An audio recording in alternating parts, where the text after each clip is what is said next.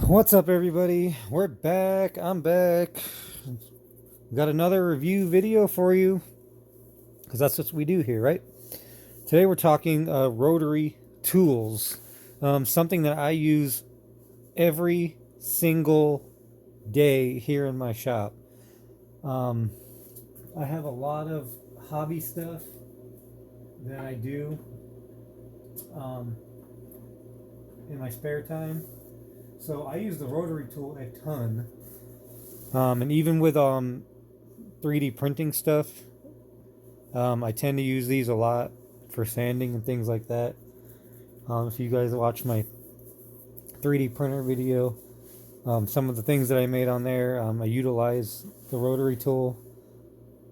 But I have lots of other stuff that I use it for here in the shop. I mean, every day, just about every day, I'm grabbing this and using it. It's just, something great to have. Everybody should have one.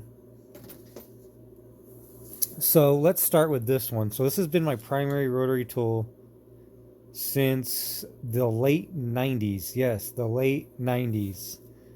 You can see they definitely don't make these anymore. Yeah, so well over 24 years, 25 years. Since I was a teenager, I was using this to build, excuse me, models. I used to build a lot of die cast models back in the day. I don't do it as much anymore. So last year, towards the end of the year, this started making some weird noise on high. So after extended use, if I was running this for 15 minutes, way up on high, it was making this really weird. I mean, it still works, but extended periods of time, it starts making a weird whining noise. I could tell. I mean, I've been using it for over 20 years. I know how it sounds. And so when it got it way up on high, the motor started making some funny noise. So I thought, man, maybe this motor's starting to go out. I was telling my wife, and one day we were in Home Depot, I think it was, and I was looking at them, man, they're just getting crazy expensive, right? If you've ever went and shopped for these, they're getting like $150, $200. They're getting crazy. Who knows what I paid for this, I have the original box, actually, that it came in. I'll swing you around here. So this is the original box that it actually came in. All these years later, I still have it. I still keep it stocked with sanding discs. I use these a ton. I don't really use these polishing discs all that much, but I have tons of cutoff tools and everything, and this is all the main stuff that I use pretty regularly.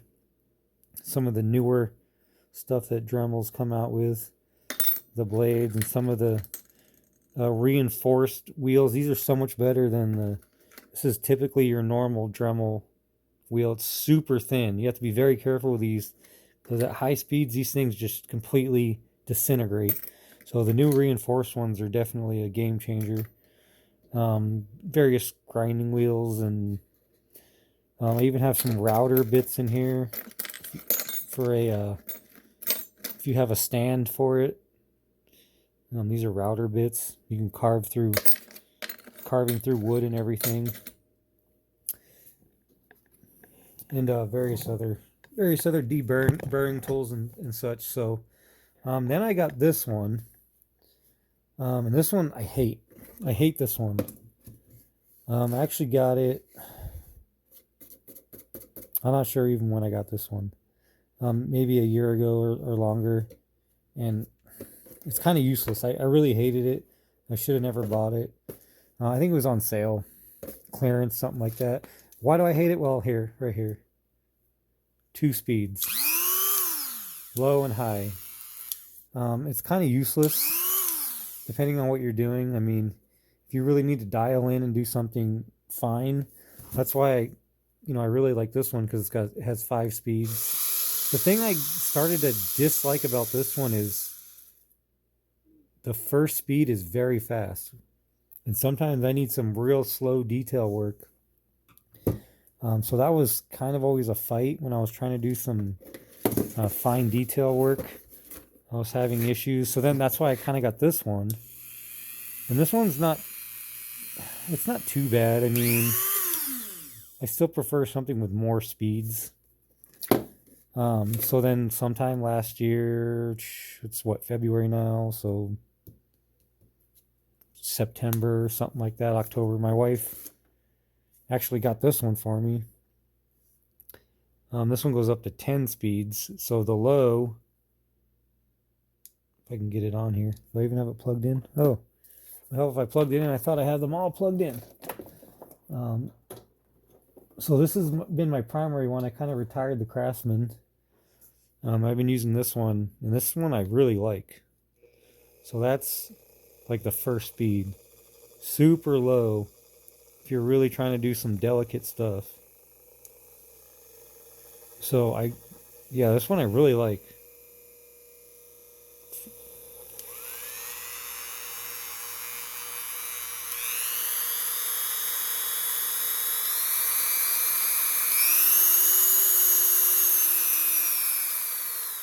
So you can really dial this one in. Of course, there's other rotary tools out there that have a box that's separate from the tool, where it has an actual dial where you can really fine tune it. Those are really nice to have. They can get pretty expensive. But I've really been enjoying this one. This is the Dremel 3000 series. I don't think I have the box to this one anymore.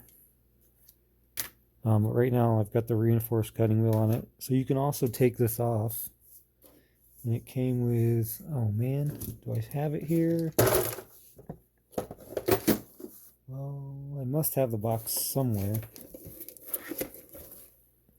So you can get these different attachments. I have a guard somewhere. I was using it earlier, but I have a guard, a clear plastic guard that goes over this. This is also an attachment for sharpening like lawnmower blades for your riding lawnmower or your push mower.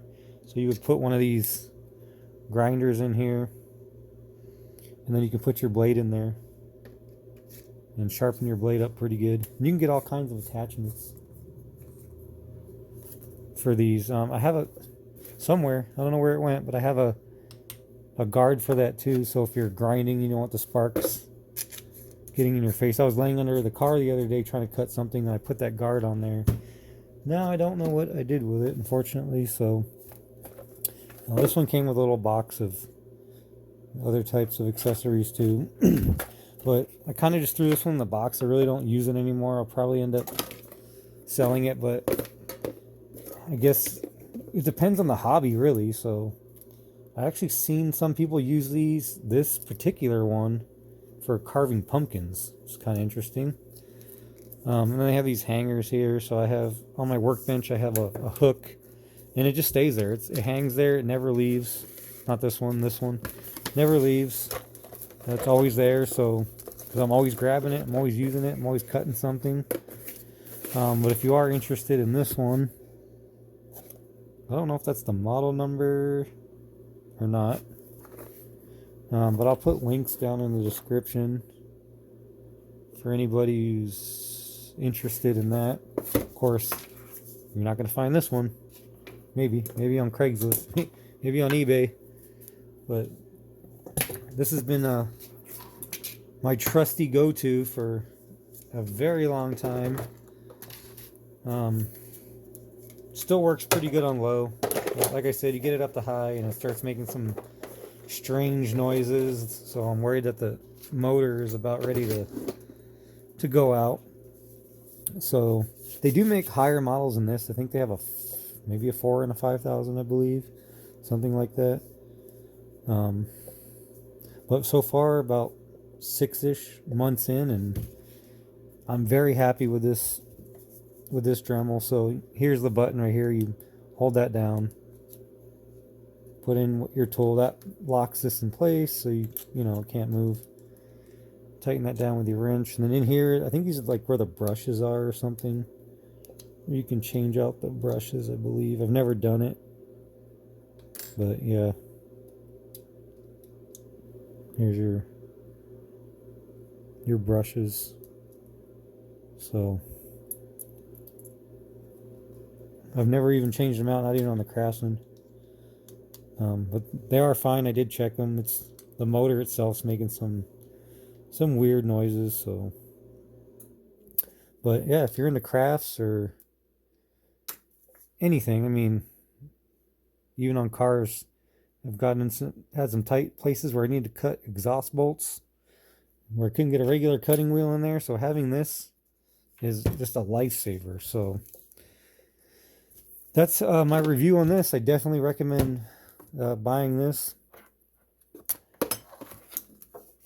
And yeah, so I'll put links in there if you guys want to check it out. And I appreciate you watching this video. Please like and subscribe. I would really appreciate it.